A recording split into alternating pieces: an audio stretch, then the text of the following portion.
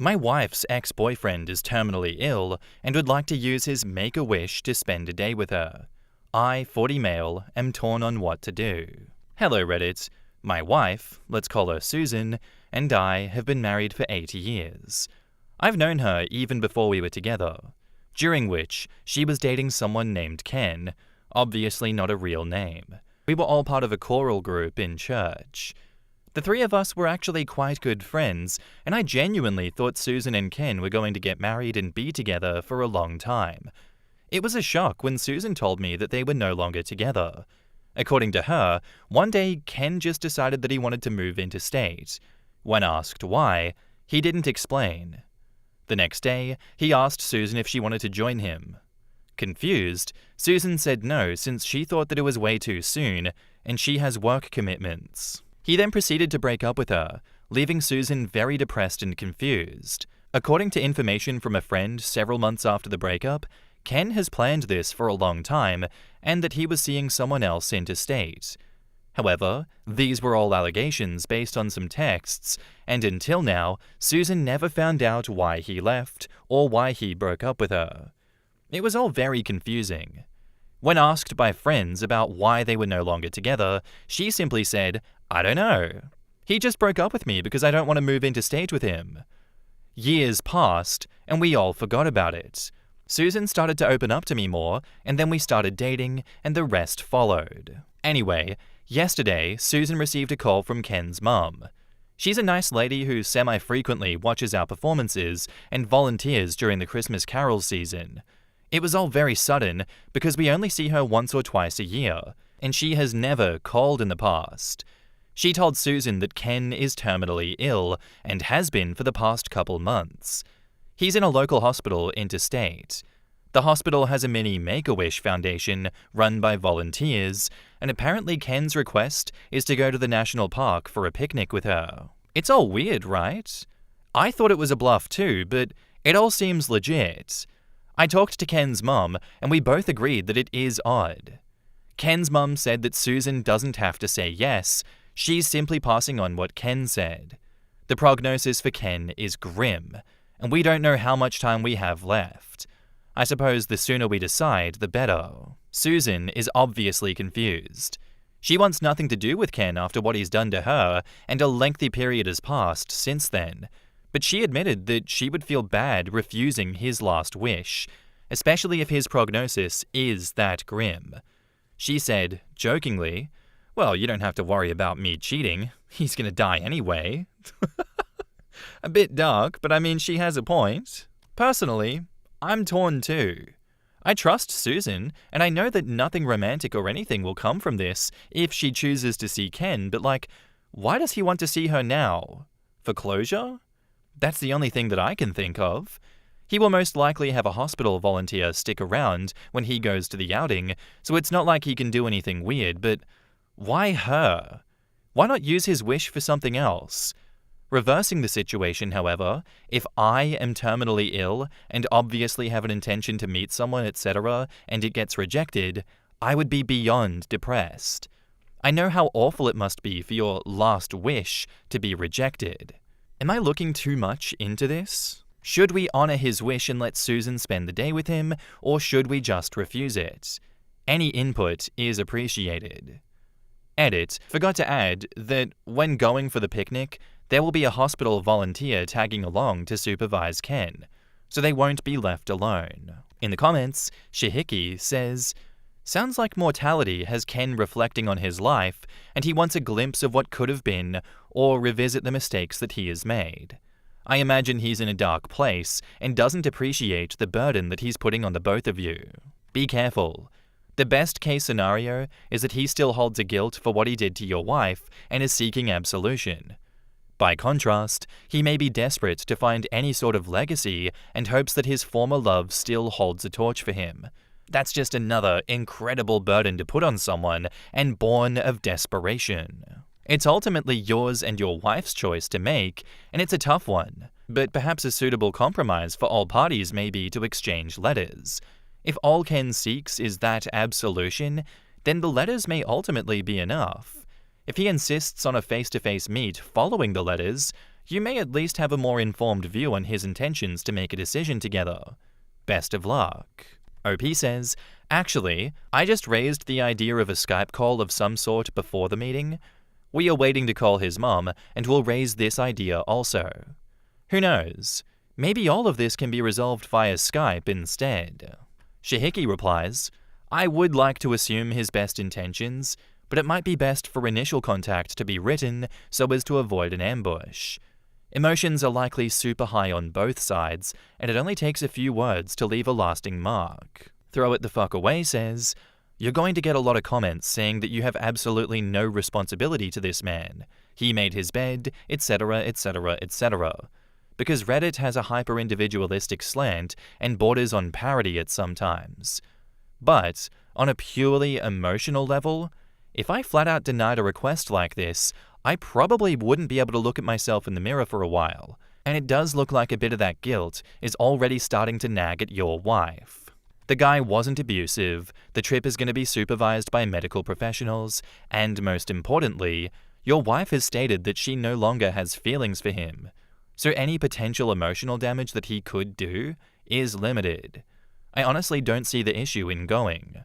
And even if you don't want to do that, why not just give him a Skype call? None of us have any idea what he wants to say. This seems like it's going to help define this man's death, and at what cost to your wife? An awkward conversation? Small thing, that. I disagree with the, well, what can I get out of it approach to all the decision-making, but even if I did, the answer is clear. You get to avoid a potentially tremendous amount of guilt. The picnic seems like a bit much, but I would open up a line of communication. OP replies, thank you for your input. This resonates with us because we're both quite emotional individuals. My wife has expressed many times that she would feel bad if she refused his wish. Personally, if I were in her shoes and I said no, I'd be feeling like shit for days too. As I said on other comments, my wife said that realizing that he's harmless and just wanted to apologize, etc., and she declined, would have worse emotional implication than him begging her to come back or telling her that he was unfaithful, etc. In the end, both of us have no idea what he would say, or what would happen.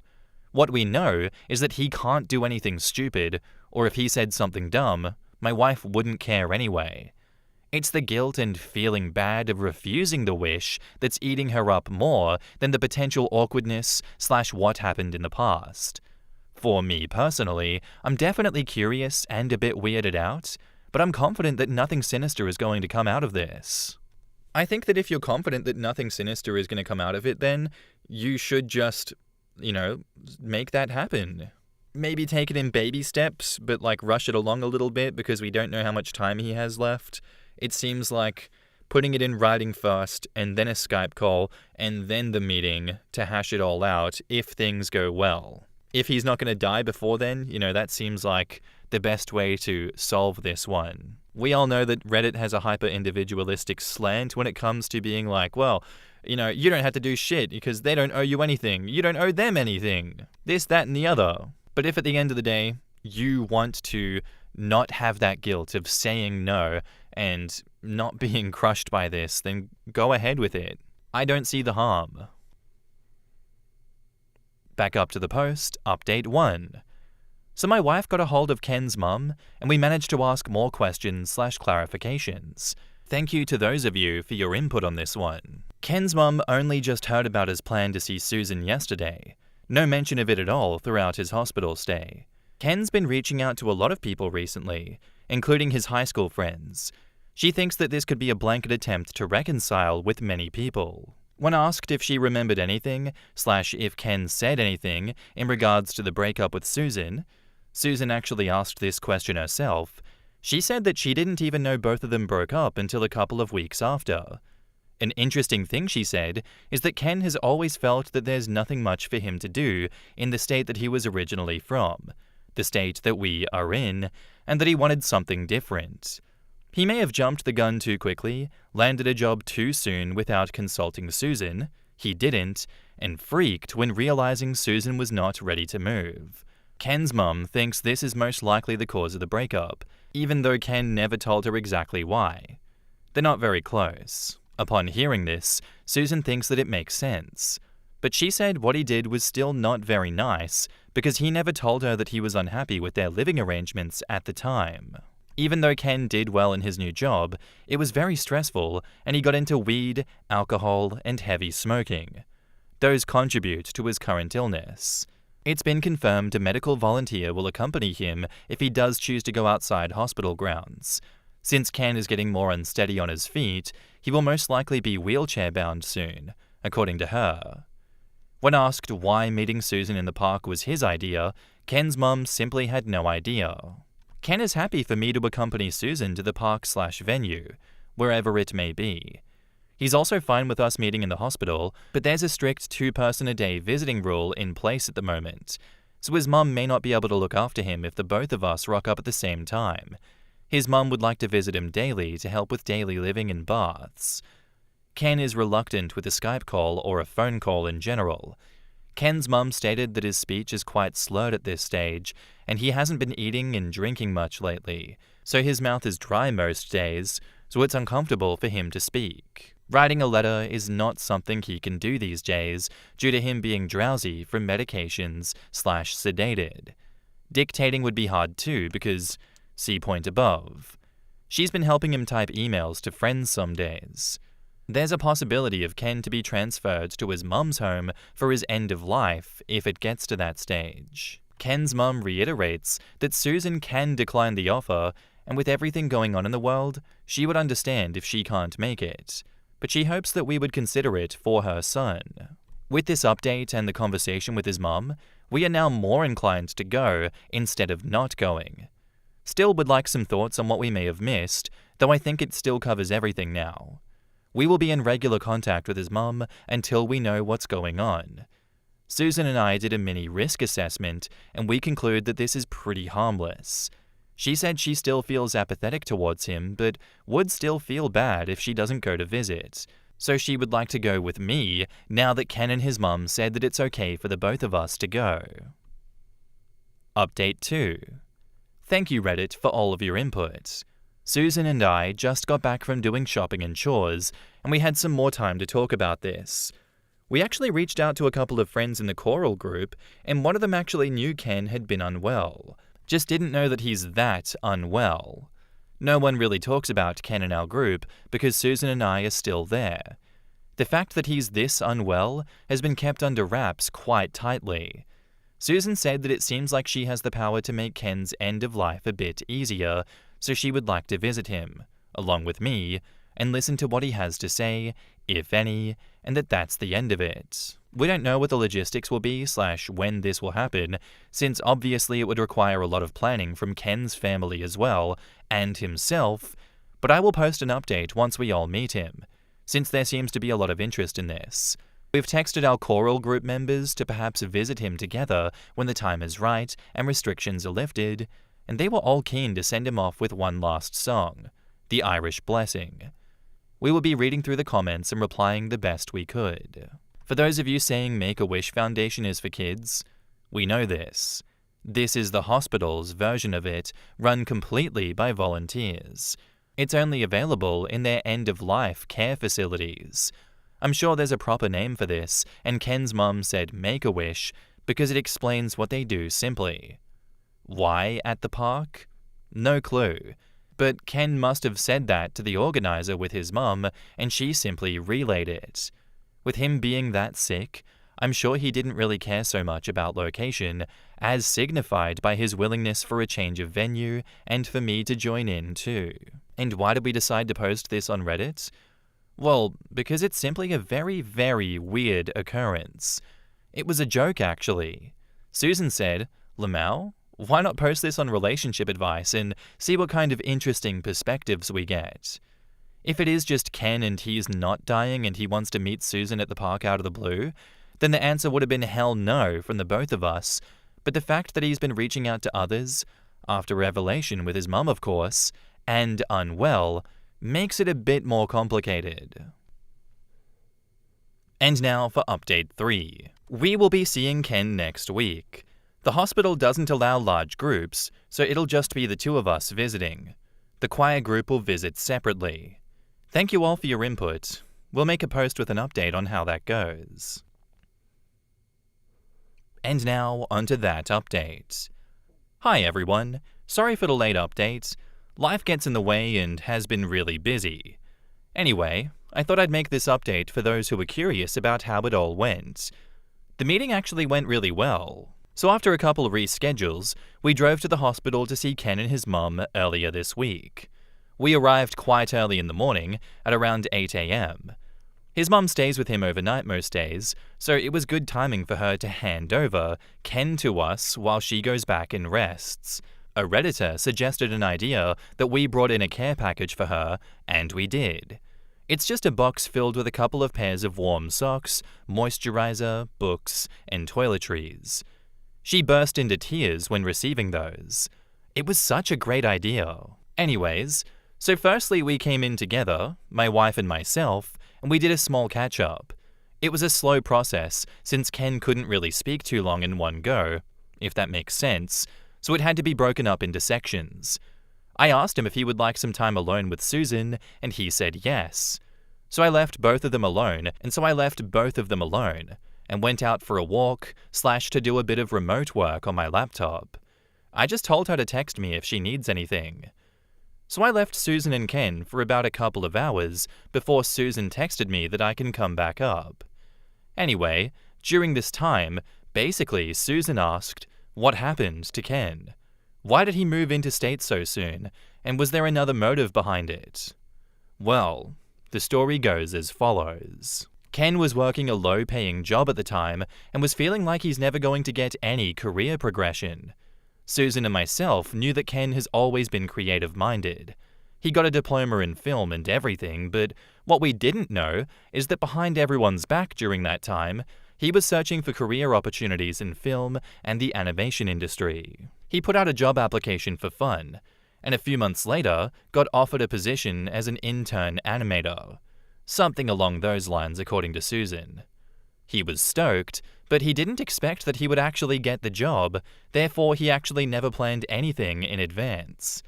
The job required him to move interstate ASAP, and Ken felt pressured to say yes, since he's applied to similar jobs in the past but got rejected.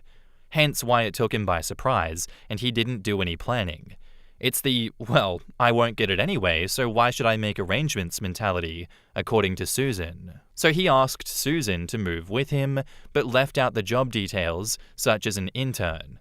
He would get paid even less than what he's earning with a lot of voluntary work.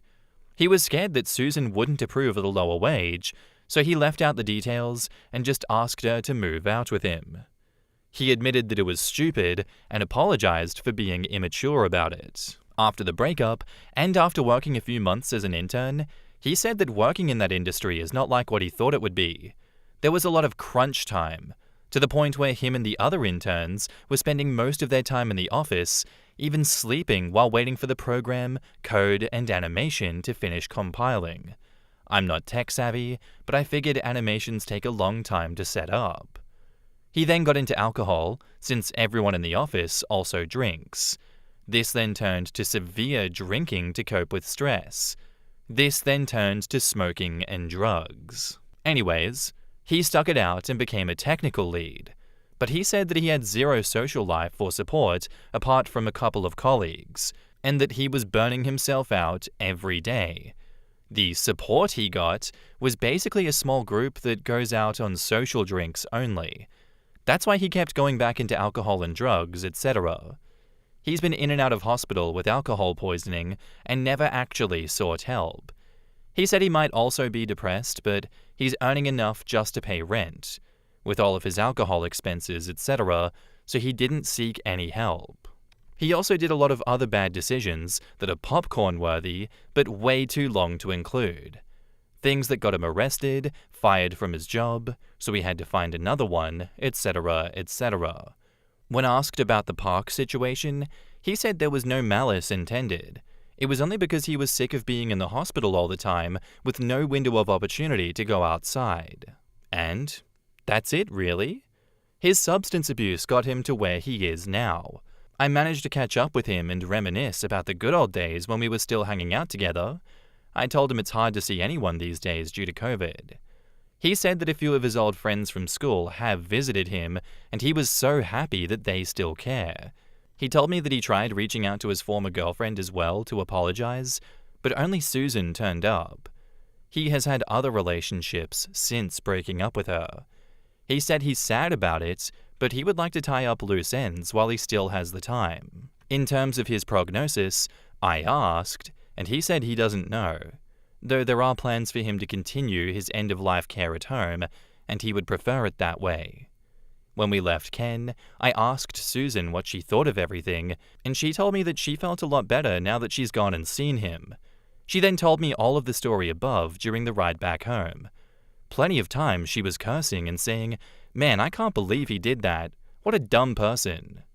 So for those of you who are worried that she might go back to Ken, sorry to burst your bubble, but I don't think it's happening.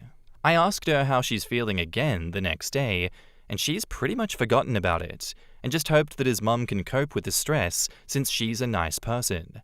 She does look a lot less guilty though, so I'm glad that we did go. We haven't really touched on this topic again for days now, since we've been focusing more on work and our upcoming road trip. Thanks for all the Redditors who chimed in and helped from both perspectives. In these uncertain times, we should still try to be kind to others, and if there's any takeaway from this, it's to seek help if you need it. Obviously Ken was in a bad spot, but spurred by bad influences. If you know a friend of yours who is spiraling out of control or starting to get into destructive habits, reach out.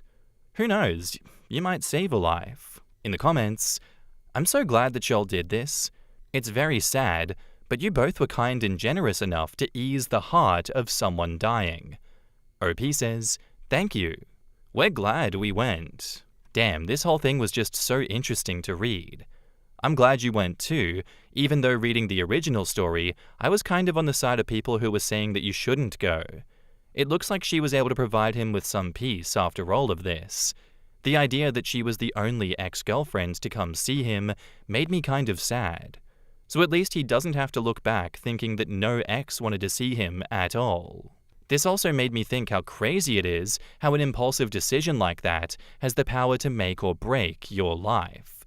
Like, there are probably plenty of people out there who would just say, "So it all started when I took this job, dropped everything and moved out here, and it was the best decision I ever made." But in Ken's story, it's literally the worst decision that he could have made. It reminds me how fickle life can be. OP says, checking in for the last time and answering as many questions as we can at the moment. It's one of those cases where it didn't work out. Even though he made some questionable decisions, most of them in haste and without care of Susan's feelings, I still feel that in the end, he did the right thing by reaching out to people to make amends. There was a period where I thought maybe I, or we, as a collective group, should have reached out to him. But the fact of life is that people just sort of drift apart. It's like when you were in high school and people went their separate ways. My wife and I are not very big on social media, so never really heard any updates from him, and it would be awkward for us to interfere anyway. In the end, we managed to reconnect and made him a little bit more at ease at the end of his life, and that's all that matters. When asked, is it liver failure?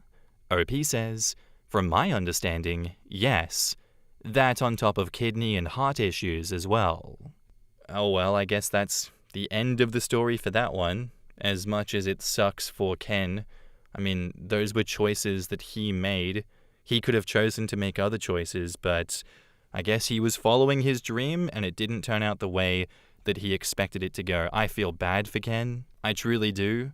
But, you know, he had every opportunity to leave that life, come back to his home state, and start again without all of that. Without all the addiction, without all the drugs, without all the smoking.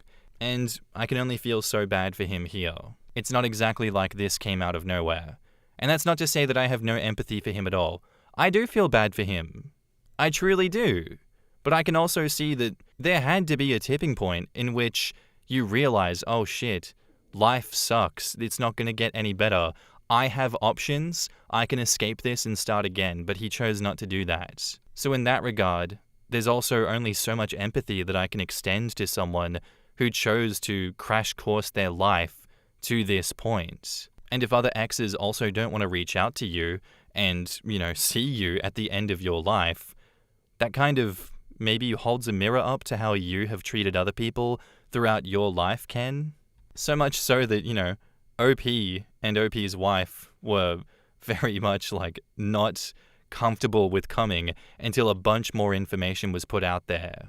It sucks that a lot of these revelations come at the end of your life, but hey, maybe that's telling us to do some introspection on our own lives before we get to that point so that, this doesn't happen. Those are just my thoughts on the situation. I'm glad that OP did actually go through with it and at least get to give Ken some peace of mind before his passing. Thank you for the story and thank you for the update. Anyway, guys, that's all I have for you today. I do hope you enjoyed. If you did, let me know what you thought of it in the comments down below, and I'll see you in the next one. Bye.